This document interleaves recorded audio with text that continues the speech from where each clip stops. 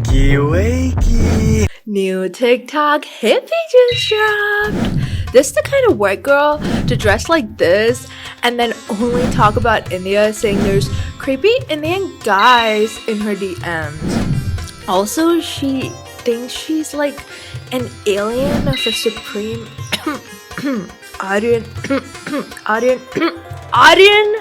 race. For those who are not chronically online, like yours truly, Shannon Blake is a TikTok singer and local menace who just released a song that has the general, mostly sane internet public very concerned. Let's just get to the racist part, shall we? From the Pleiades, Lauren is the racy. I came to this earth to bring love, light, and heat. Okay. Here, I'm gonna let this indie white dude tell you exactly what she's saying. So yeah, she was talking about aliens, and then she's also talking about Pleiades. Check this out. In ufology, Nordic alien is the name given to alleged humanoid extraterrestrials, purported to come from the Pleiades. She said, bitch, I'm from the Pleiades. She's saying she's a Nordic alien. They resemble Nordic Scandinavians, big old tall white boys. They were described as 6 to 7 foot, tall with long blonde hair, blue eyes, and fair skin. Scholars note that the mythology of extraterrestrial visitation from beings with features described as Aryan! That's right, Hitler's favorite types, the Aryan race! There. Don't you ever say I don't include diverse perspectives. Oh my god. This is appalling. How can a hippie, someone sprouting peace and love and bad hygiene, say something racist? Easy. Because she was set up to. Like many in society are. Like you and I are. This is a brief history of racist hippies and why they proudly don Indian attire even your local auntie won't be spotted rolling 40 in.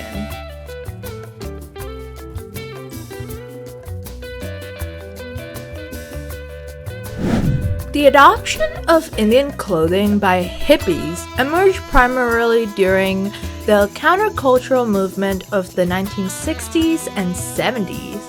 This period was marked by a quest for alternative lifestyles, spiritual exploration, and the Beatles. I mean, rejection of mainstream Western values, sure. In this milieu?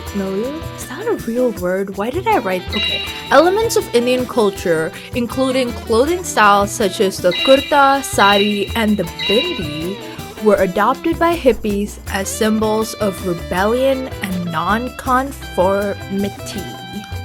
This stuff reinforced this idea of India as a mystical, otherworldly place devoid of modernity and complexity. A place that only the European man could fully understand the value of, and the savage brown man takes for granted. Sound familiar? Oh yeah, baby. Colonizer talk.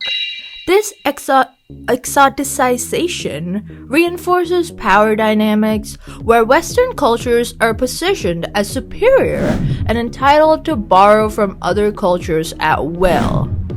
Those curry munchers wouldn't know what to do with this stuff anyway. Never mind they made it. Let's just shoot them up, Mark. Let's just think about this for 1 second, you guys. Why would she not think her race is superior? At least subconsciously, when she has been taught a white history of everything around her, much like you and me. Now, I am sure she knows that some of the stuff she heavily engages with are mostly associated with other cultures. Why? Because she already responded saying she is an Irish turkey princess who ate a lot of tacos growing up. The appropriation of Indian clothing by hippies has obviously contributed to the erasure of struggles and experiences of the Indian people. Because if an Indian person wears this, oh, that's an idiot who can't adjust to the American lifestyle. But if a white person wears it, hip to do, we just got ourselves an entitled being, folks. Some would call the music industry. We got some classical Indian tunes to plagiarize. Thus, by divorcing Indian clothing from its cultural context and significance, hippies diminish the lived experiences of the communities who have preserved and passed down these traditions for generations to that of gas station workers and call center service providers. Never mind that the brown people have been put in this position because of centuries of theft and exploitation. This erasure reinforces systems of cultural domination and, say it with me, marginalization. In layman's terms, it's cool when the white girl does it, stinky poopy when the girl whose ancestors created it does it. Let's talk about the question I am sure you clicked on this video for. Polity, are you sure? Are you sure? Are you literally sure that she's wearing Indian clothing? I mean, that just looks like hippy dippy uniform to me. See? This erasure. And it's not your fault they don't teach you. The lack of this information was created purposefully by let's be real, really evil forces back in the day who wanted to keep everyone thinking white people created everything and brown people bumbled around like buffoons with their only value being cheap labor. But you clicked on this video. You are learning. And leaving ignorance behind is the first step to not letting them win, to being happy and truly in peace. What the hippies say they want. Hippies, baby, we created you. Theater kids, India is the birthplace of theater. Emos? No, we actually don't have anything to do with that. The white people can have. Whoa! Nope. We created eyeliner. Are you kidding me? Eyeliner, bitch. Every modern American aesthetic has some roots in Indian culture. But what are we credited for? Being poor because you took everything from us? Yeah, no, not taking it anymore. One more thing for my fashion enthusiasts. Here's the thing. Let me tell you a story. Let me paint a scene for you here, okay? During colonization, Indian people struggled to buy clothes from other Indian people because the British hoarded all of our resources and bought machinery with it that made copycat, stolen design clothing that was 10 times cheaper, price and quality-wise. Shein. Now, Indian creators that come up with original designs can have them stolen within seconds by Western hippie brands who can mass produce them and take credit for the design too. Ain't nothing Indian about this, baby. This is indie. No N. This is hippie, baby. These guys created it. When Indian clothing is commodified and marketed as bohemian or ethnic fashion, God forbid, it reinforces the idea that culture, any culture, can be bought and sold by mega corporations without any regard for the communities from which it originates.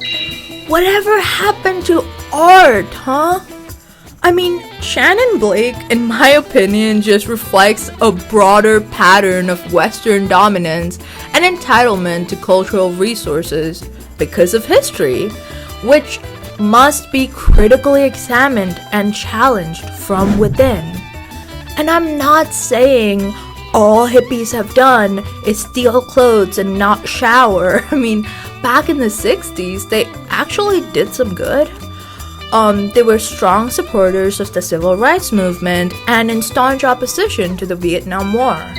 So I'm not trying to say, don't be a hippie. I'm just asking hippies to look within.